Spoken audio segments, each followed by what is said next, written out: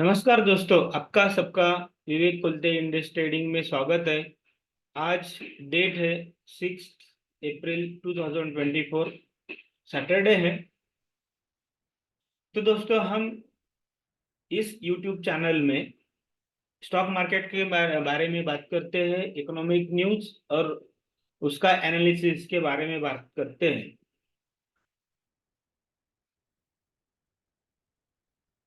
Stock market के बारे में बात करते हैं मीन्स उसमें इंडेक्स के बारे में बात करते हैं, उसमें निफ्टी और बैंक निफ्टी, मिड कैप, इसके बारे में जो चार्ट का एनालिसिस करते हैं।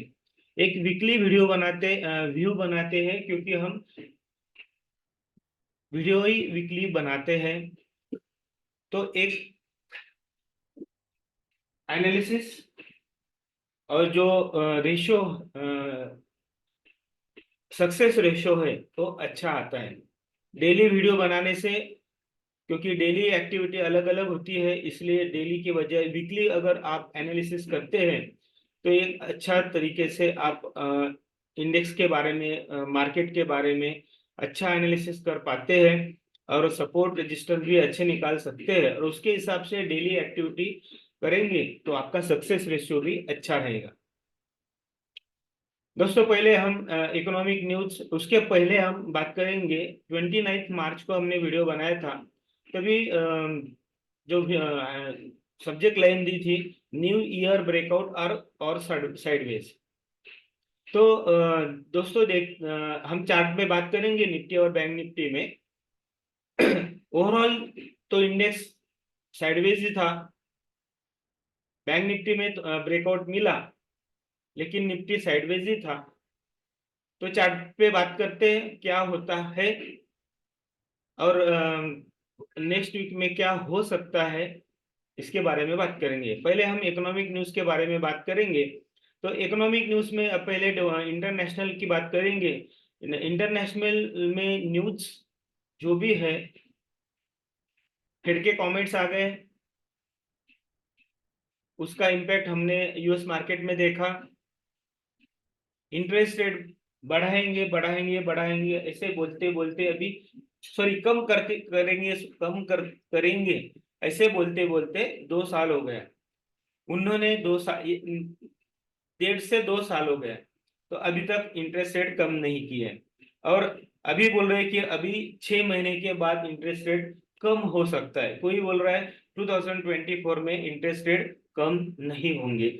मैं यूएस मार्केट की बात कर रहा हूँ। Fed Fed central bank of America, उसकी बात कर रहा हूँ।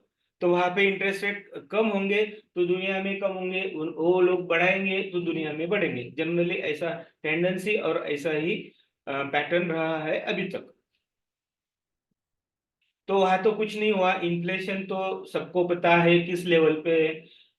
सेंट्रल बैंक के गवर्नर, प्रेसिडेंट जो भी रहेंगे, क्या बोलते हैं कि इन्फ्लेशन काबू में है, इन्फ्लेशन ऐसा है वैसा है, लेकिन इन्फ्लेशन एग्जैक्ट कहाँ पे है, जो जनरल पब्लिक है उनको पता है। इन्फ्लेशन कम अभी तक हुआ नहीं है।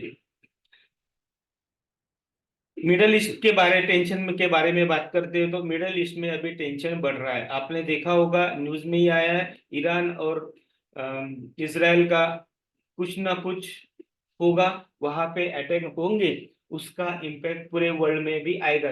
लेकिन वो अटैक कितना सीवियर होता है, कितना इम्पैक्टफुल होता है, कितना क्वांटिटी के हिसाब से देखेंगे तो क्वांटिटी 5 होता है, वो कितना बड़ा होता है, उसके हिसाब से स्टॉक मार्केट में इम्पैक्ट आएगा। अगर बड़ा इम्पैक्ट आता है और अदर डैमेजेस होते हैं, तो वो जो भी वॉर है वो थोड़ा थोड़ा आजू आजू बाजू में स्प्रेड होगा। उधर यूक्रेन और रशिया का तो वही अभी तक चल रहा है। हमने लास्ट दो वीकली वीडियो में बात की थी कि जो मिडल ईस्ट में टेंशन है वो धीरे धीरे बढ़ रहा है।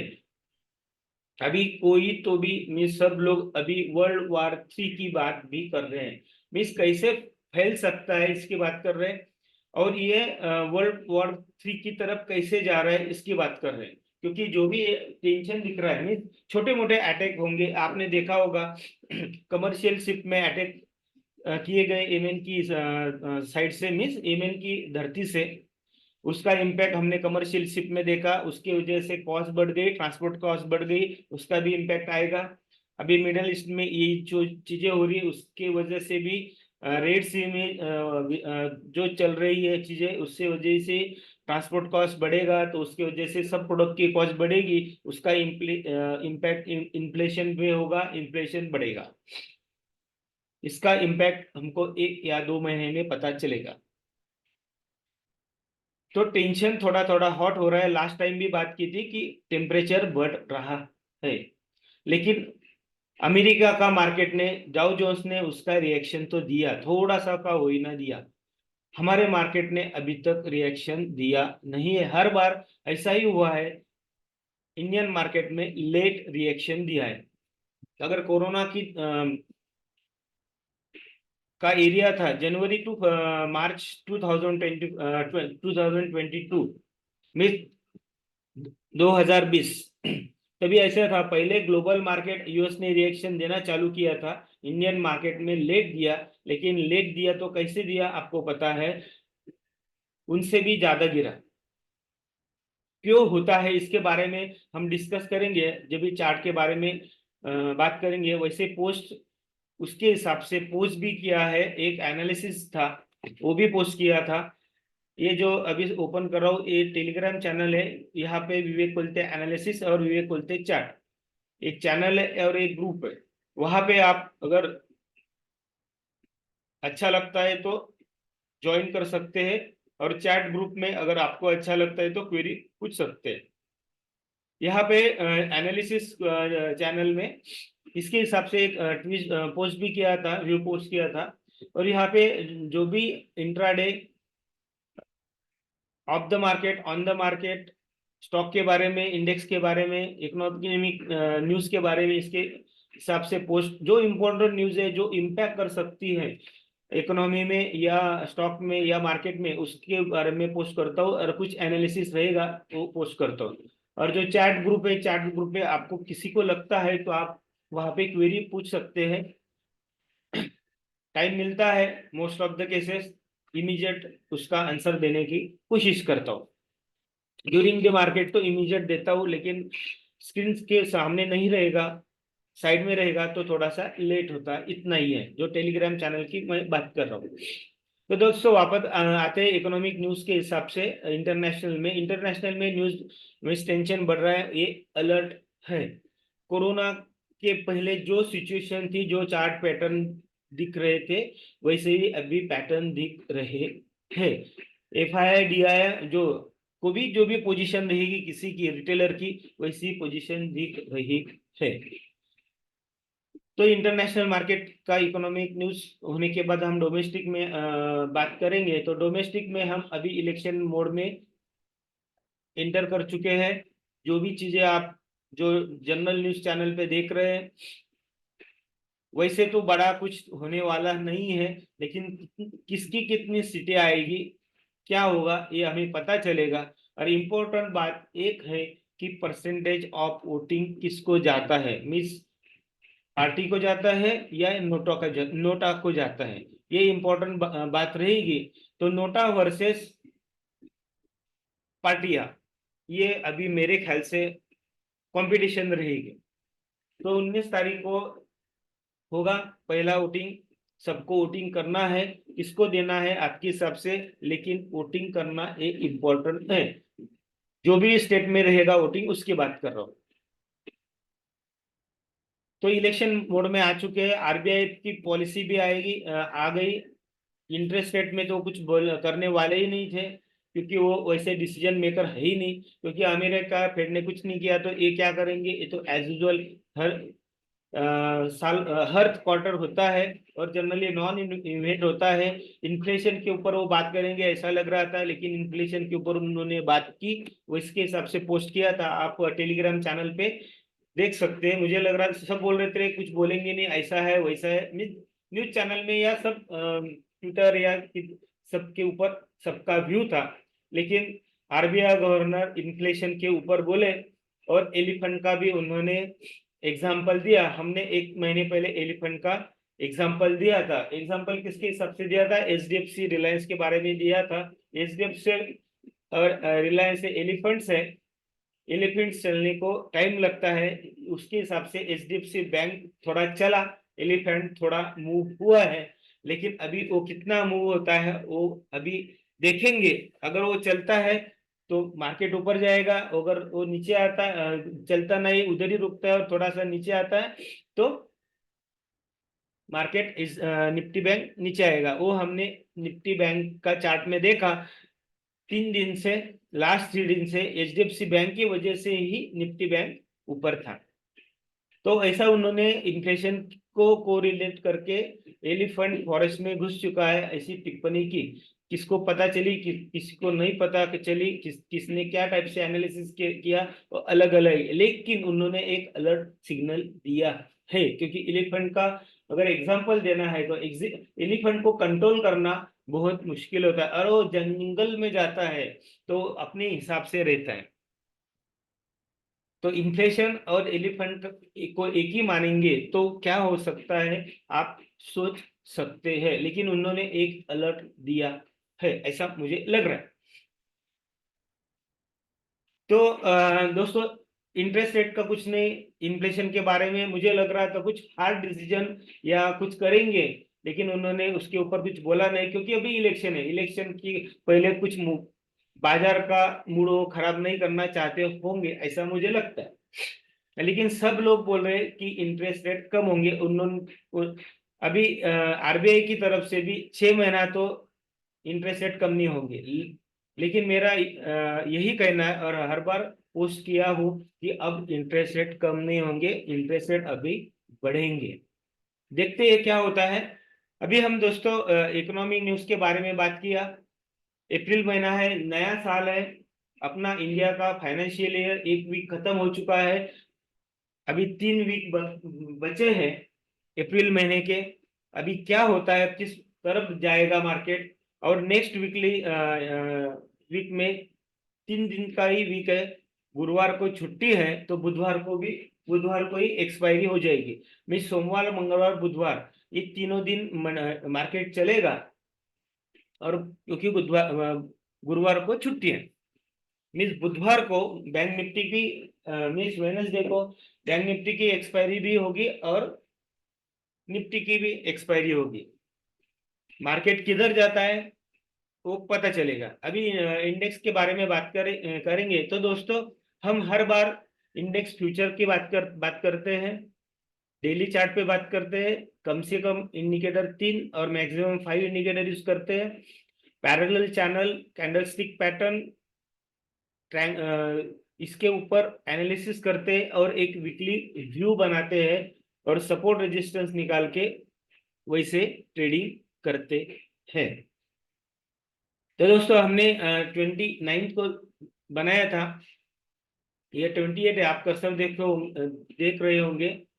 यहाँ पे जो मेक और ब्रेक पे जो पैटर्न के हिसाब से यहाँ पे ब्रेकआउट रुका था फ्राइडे को दिन में, वहां पे एक ब्रेकआउट हुआ और ब्रेकआउट होके यहाँ पे ही जो रेजिस्टेंस था 22,500 की तरफ, वहीं पे साइडवेज होके निफ्टी क्लोज हुआ। हमने रेजिस्टेंस और सपोर्ट की बात की थी, तो आर की तरफ वो रुका है, क्योंकि एक आरबीआई पॉलिसी अगर बहुत अच्छी आती थी तो ब्रेकआउट फ्राइडे को हो सकता था, लेकिन वैसे हुआ नहीं। बैंक निफ्टी और निफ्टी का चार्ट थोड़ा थोड़ा अलग है। हमने लास्ट टाइम बात की थी इस डाउन ट्रेंड चैनल को हम निकाल देंगे, अभी इसको निकाल देते क्योंकि उस वहां पे ब्रेकआउट हुआ और सस्टेन होके वापस आर की तरफ रुका हुआ है। अभी एक पैटर्न देखते हैं। देखो, ये लास्ट टाइम हमने राइजिंग वेज की बात की थी, ये लाइन खींची थी। अभी राइजिंग वेज की जो बॉटम लाइन है वहां और टॉप लाइन के बीच में रुका है। अगर पैटर्न देखेंगे तो A B C D, D होने के बाद ई की तरफ आना चाहिए। एक लाइन खींचता हूं, ये थोड़ा सा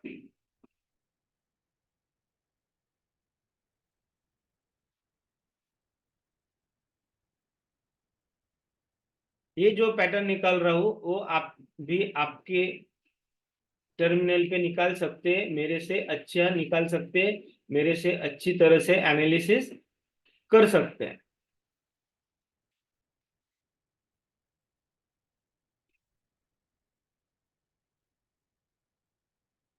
देखो ये लाइन खींची,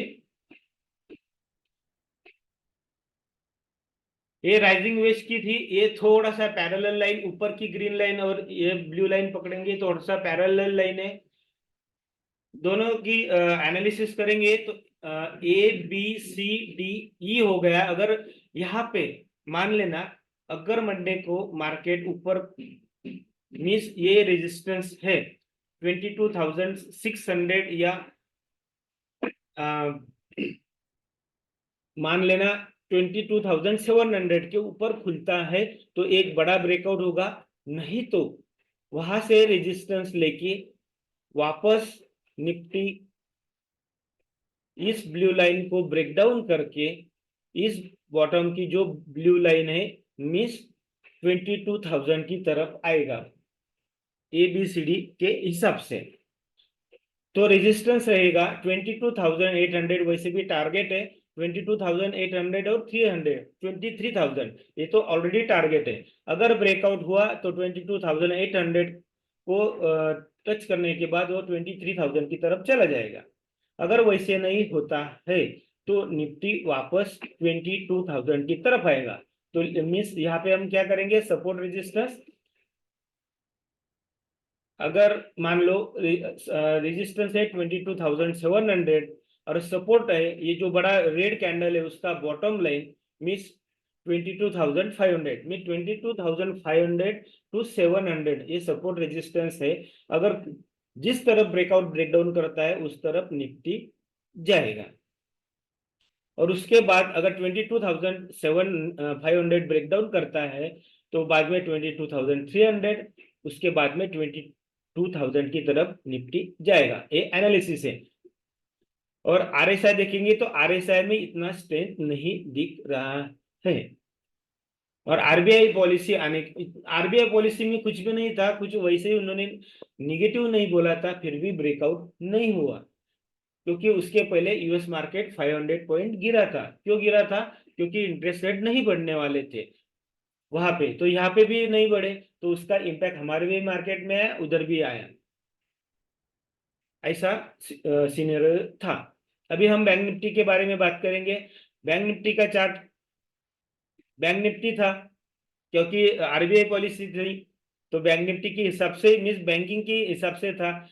तो ये जो आपको ब्रेकआउट मिला है, देखो ये पैटर्न है, पैरेलल लाइन है, हमने बात भी की थी, अगर यहाँ पे ब्रेकआउट करता है तो इस ब्लू लाइन और देन इस रेड लाइन की ग्रीन लाइन की तरफ जाएगा। और ये जो ब्रेकआउट था कल फ्राइडे को वो फोर्सफुली लाया गया था क्योंकि एचडीएफसी बैंक ही चल रहा था, बाकी बैंक नीचे थे। और बैंक एचडीएफसी बैंक को और किसी ने बाय बाय बाय करके उसको होल्ड करके 2 बजे के बाद ब्रेकआउट होगा बोल बोल के वहां पे ब्रेकआउट लाया और बैंक निफ्टी 48,600 की तरफ क्लोज हुआ। बराबर है। तो अभी चांसेस कहाँ पे है, बैंक निफ्टी ने वैसे चार्ट के हिसाब से देखेंगे तो इस सेंट्रल लाइन के ऊपर ब्रेकआउट हुआ और ऊपर खुला है लेकिन स्ट्रेंथ नहीं है। तो एक बार अगर वापस ये रीटेस्ट करने के लिए इस रेड लाइन की तरफ आता है और वापस ऊपर घूमता है तो बैंक निफ्टी 49,600 और 50,000 की तरफ जाएगा। अगर वैसे नहीं होता, यहाँ पे सपोर्ट नहीं लेता है और नीचे आता है, अगर निफ्टी नीचे आता है तो बैंक निफ्टी जरूर नीचे आएगा और वापस वो आएगा इस पैरेलल लाइन को, बॉटम लाइन को टच करने के लिए मीन्स 47,000 की तरफ आएगा। क्योंकि ये फोर्सफुली मैनिपुलेटेड था। सब बैंक अगर चलते थे, सब बैंक में अच्छी पोजीशन रहती, पॉजिटिव थे रहती तो वो अच्छी तरह से ब्रेकआउट माना जाएगा। लेकिन एचडीएफसी बैंक ही ऊपर था और बोल बोल के बिजनेस चैनल पे उन्होंने ब्रेकआउट लाया। आना तो चाहिए था पहले ही, उसमें दिक्कत नहीं, लेकिन कैसे आया ये इंपॉर्टेंट है, तो उसमें स्ट्रेंथ नहीं है। अगर मंडे को अगर ग्लोबल मार्केट देखो, वैसे डाउ जोन्स तो 300 प्लस क्लोज हुआ है, उसके पहले 500 पॉइंट माइनस क्लोज हुआ। चार्ट पैटर्न इसके बारे में बाद में डिस्कस करेंगे। डबल टॉप हुआ है, उसके बाद में हमने लास्ट टाइम वीडियो में डिस्कस किया था। अगर वो रिटेस्ट करने के बाद वापस डाउ जोन्स मीन्स मंडे को नीचे खुलता है, क्योंकि सैटरडे है आज, कल संडे है, कुछ भी न्यूज वहां से मिडल ईस्ट की तरफ से आती है तो मंडे को सब मार्केट नीचे खुलेंगे। तो ये जो पैटर्न है वो फेल, हम बोलते हैं ना, फेल्यूर ब्रेकआउट बोलते हैं, उसके हिसाब से होगा और नीचे आएगा। नहीं तो ये रिटेस्ट होने के बाद ऊपर गया तो ये सस्टेनेबल ब्रेकआउट 50,000 की तरफ रुकेगा।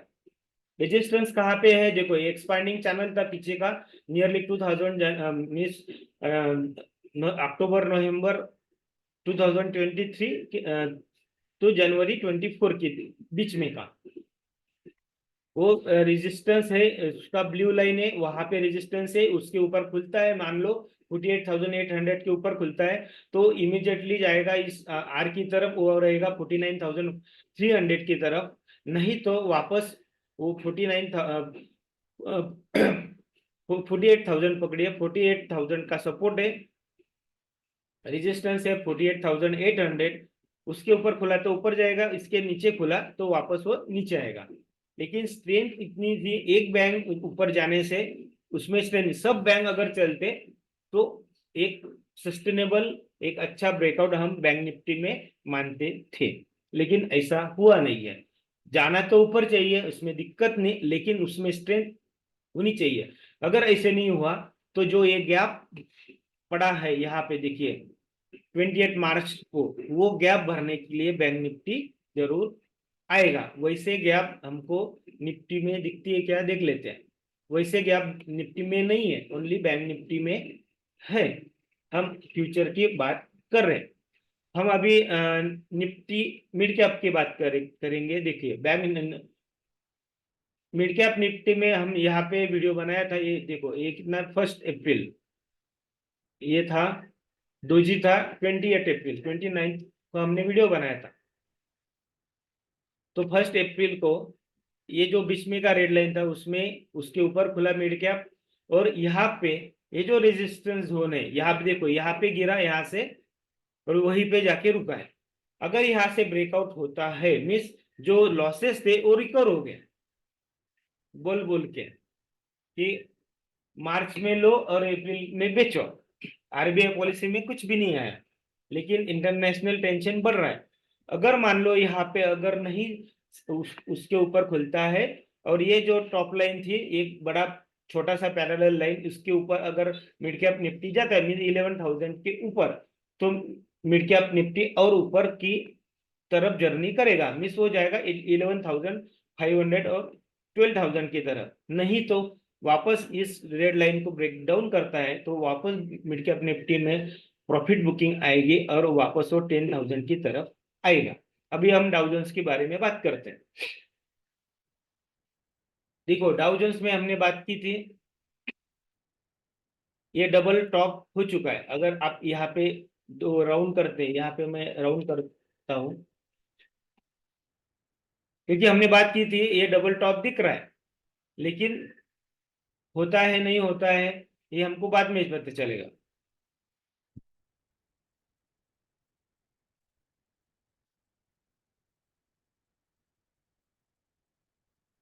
ये डेली का चार्ट है, देखो ये यहाँ पे हमको छोटा छोटा डबल टॉप दिख रहा है, बराबर है।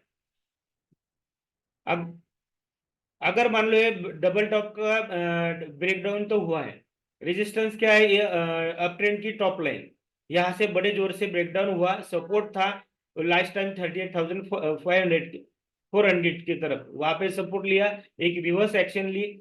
अगर मान लो 39,000 की नीचे ही खुलता है और नीचे जाता है तो डाउ जोन्स वापस आएगा 37,000 की तरफ। नहीं तो ये फेल्योर ब्रेकडाउन था, अब ऐसे मानेंगे अगर ऊपर खुला, अगर ऊपर गया तो। लेकिन डबल टॉप का ब्रेकडाउन हुआ है। रिटेस्ट होने के बाद अगर वो नीचे आता है, वो मीन्स क्या रहता है, वो सस्टेनेबल ब्रेकडाउन रहता है। तो ये डाउ जोन्स का है। अलर्ट तो है, मंडे को मार्केट क्या रिएक्शन लेते हैं। ग्लोबल मार्केट में रिएक्शन दिया, यूरोप में भी मार्केट ने रिएक्शन दिया, एशियन मार्केट ने भी रिएक्शन दिया, इंडियन मार्केट ने रिएक्शन अभी तक दिया नहीं। क्योंकि जो जिसका ज्यादा वेटेज है इंडेक्स में, उसको ही पकड़ के रखेंगे तो इंडेक्स को वो मैनेज किया जाता है, और वो लोग करते हैं, हर बार देखा है। अगर आप जनवरी टू मार्च 2020 2020 इसका चार्ट पैटर्न देखते हैं, एफआईआई, डीआईआई और रिटेलर का होल्डिंग तो वैसे ही थी। डीआईआई एग्जिट कर रहे थे, हमारे यहाँ पे भी एफआईआई एग्जिट कर रहे थे, और डीआईआई और रिटेलर बाय कर रहे थे। अभी वैसे सेम पैटर्न है, उसका एक पोस्ट चैनल पे डाला हुआ है, आप अच्छी तरह से उसका स्टडी कर सकते हैं। मान लो एफआईआई निकल रहे, मीन्स बेचेगा कोई नहीं। डीआईआई बाय कर रहे क्योंकि म्यूचुअल फंड, एचएनआई सब बाय कर रहे हैं। रिटेलर बाय कर रहे क्योंकि मार्केट ऊपर जा रहा है, तो सेलर कोई नहीं रहेगा। सेलर कोई नहीं रहेगा तो ऊपर ऊपर जाएगा। लेकिन जब किसी ने बड़े वॉल्यूम से सेल किया, तो बाद में सेल ही रहेगा, सब सेल करते जाएंगे, जैसे हमने कोरोना में देखा था। कोरोना का जो लॉकडाउन चालू हुआ था, उस दिन देखा था, तब तक ग्लोबल मार्केट गिर रहे थे लेकिन हमारा मार्केट नहीं गिर रहा था। इतनी ताकत है हमारे मार्केट में। क्योंकि ये क्यों होता है, क्योंकि जनरली लोगों का मानसिकता क्या रहती है, माइंडसेट की बाय करके रखेंगे, सेल नहीं करेंगे। कि सबको बाय करना आता है, सेल कहाँ पे करना है ये आता नहीं है। फिर बाद में जब मार्केट इंपैक्ट देता है, पटक पटक के मारता है, तभी वो सेल करते, तब तक करते नहीं है। वैसे ही म्यूचुअल फंड भी होता है। ये म्यूचुअल फंड की एनएवी जब नीचे आती है तभी लोग एग्जिट मारते हैं। लेकिन जहां पे टॉप पे, नियरली टॉप पे सेल नहीं करते, टॉप तो कोई पकड़ नहीं सकता है, लेकिन नियरली टॉप पे जो सेल करते हैं वो ही ज्यादा प्रॉफिट में रहते हैं। पैटर्न सेम दिख रहा है, मीन्स कुछ ना कुछ हो रहा है, क्योंकि एफआईआई 13 मार्च से सेल कर रहे हैं। आप अगर चार्ट देखते हैं उनका डेली एक्टिविटी, मेरे ख्याल से 12 या 13 मार्च से एफआईआई डेली सेल कर रहे हैं, बाय कर रहे हैं, लेकिन वो कम वॉल्यूम है। एफआईआई कैश की बात कर रहा हूँ मैं। और वो डेली सेल ही कर रहे हैं। अभी कल का फिगर मैंने देखा नहीं क्या था, लेकिन वो सेल ही कर रहे हैं। तो मतलब क्या, उनको निकालना है, और उनका एफआईआई पोजीशन भी कम है इंडेक्स में, तो वो लेना नहीं चाहते, क्योंकि उनको पता है कुछ ना कुछ होने वाला है।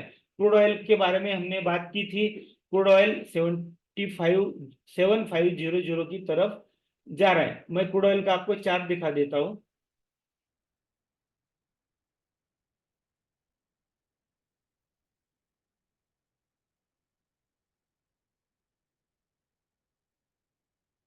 देखो ये पैटर्न है, और क्रूड ऑयल के बारे में यहाँ पे पोस्ट किया था 7500। ये 27 जून को पोस्ट किया था, सॉरी 27,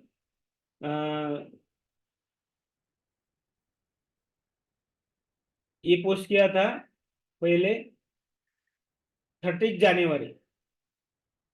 बाद में ये जो पोस्ट किया था, ये यहाँ पे देखिए, ये तो पुराना है। उसके बाद 27 फरवरी को पोस्ट किया था, ये जो पोस्टिंग था, क्या लिखा था, सीएमपी था, moving towards 6800 then 7500 crude oil. Means एक महीना के ऊपर हो गए। अब देखिए, आप अगर क्रूड ऑयल का चार्ट निकालते, एमसीएक्स का है, ब्रेकआउट हुआ है, और रेजिस्टेंस कहाँ पे, देखो यहाँ से गिरा था। तो अगर अगर यहाँ पे एक लाइन खींचते हम, नियरली कितना आता है, 7500। और क्रूड ऑयल की इंटरनेशनल डॉलर की वैल्यू तो बढ़ रही है, आप डॉलर टर्म्स में देखेंगे, ये रुपीज में है एमसीएक्स का। तो क्रूड ऑयल जाएगा 755 की तरफ। अगर 7500 को ब्रेकआउट करता है तो वापस जाएगा 7800। और वहां पे क्या पैटर्न करता है, मीन्स एक बड़ा ब्रेकआउट अगर आप देखते हैं, तो एक डाउन ट्रेंड चैनल का बड़ा ब्रेकआउट क्रूड ऑयल में दिख सकता है, और फिर क्रूड ऑयल बहुत ऊपर जाएगा।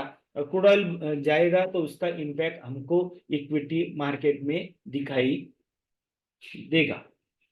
तो ये ग्लोबल टेंशन, क्रूड ऑयल, सब सब अलर्ट और चार्ट पैटर्न सब अलर्ट दे रहे हैं। देखते हैं क्या होता है। अगर ऐसे ही हमारा मार्केट नहीं गिरा, और एक अलर्ट है, अभी बोल देता हूँ उसको, टाइम में नेक्स्ट वीक में बात करने वाला था लेकिन अभी बोल देता हूँ। 19 अप्रैल को वोटिंग है। अगर मान लो 19 अप्रैल को परसेंटेज ऑफ वोटिंग अगर कम होती है, वोटिंग परसेंट अगर कम होते हैं, तो मार्केट बड़ा रिएक्शन डाउन साइड की तरफ देगा। अगर डाउन परसेंटेज उसके पहले अगर मार्केट नहीं गिरा तो ही बात कर रहा हूँ, अगर उसके पहले मार्केट गिरा तो मैनेज हो जाएगा। अगर नहीं गिरा तो 19 अप्रैल के बाद बहुत जोर से मार्केट गिरेगा। अगर वोटिंग परसेंट कम होते, अगर वोटिंग परसेंट एवरेज होते, थोड़ा अच्छे रहते, तो मार्केट गिरेगा नहीं। मीन्स थोड़ा सा अलग एनालिसिस है। कौन जीतेगा वो बात अलग है, लेकिन वो कितने लोग वोटिंग करेंगे यही बात है। नोटा पे कितना वोटिंग आएगा वही बात रहेगा, ऐसा मेरा एनालिसिस है। हर बार हर एक का अलग अलग रहता है एनालिसिस, ये थोड़ा सा अलग है।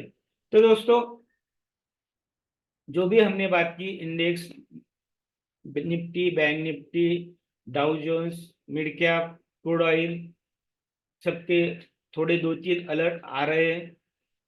पैटर्न, चार्ट पैटर्न की बात की। और हर बार बोलता हूँ, मेरा एनालिसिस और आपका एनालिसिस, और आप किसी को फॉलो करते हो उनका एनालिसिस, और चार लोगों को फॉलो करते होंगे उसका एनालिसिस, अगर एक डायरेक्शन में रहेगा तो आप अच्छी तरह से उस डायरेक्शन में वॉल्यूम बढ़ा सकते हैं या ट्रेड कर सकते हैं। ये स्टॉक्स में भी है, इंडेक्स में भी है। अगर कुछ डिफर होता है तो परसेंटेज कितना निकलता है उसके हिसाब से आप ट्रेड कर सकते हैं। इंपॉर्टेंट बात है, मार्केट जितना ऊपर जोर से ऊपर गया है, तो आपको पता है, हर बार बहुत बार लिखा हूं, न्यूटन्स थर्ड लॉ पढ़िए। न्यूटन्स थर्ड लॉ अगर होता है तो उसका इम्पैक्ट भी वैसे भी आएगा। वो कभी कभी स्टार्ट होगा पता नहीं, लेकिन आ सकता है, क्योंकि मार्केट बहुत स्ट्रेच हुआ है, ग्लोबल टेंशन बढ़ रहा है। तो दोस्तों देखते हैं क्या होता है। कुछ नहीं होता है, नेक्स्ट वीक में 3 ही दिन है, देखते हैं क्या होता है। मिस एक्सपायरी के हिसाब से 3 ही दिन है, क्योंकि गुरुवार को छुट्टी है, तो बुधवार को एक्सपायरी होगी, एक दिन की छुट्टी है। अलर्ट तो है, पोजीशन कैसे रखने हैं आपको पता है, और ट्रेड करते रहिए, एनालिसिस करते रहिए। आपका खुद का भी एनालिसिस होना चाहिए।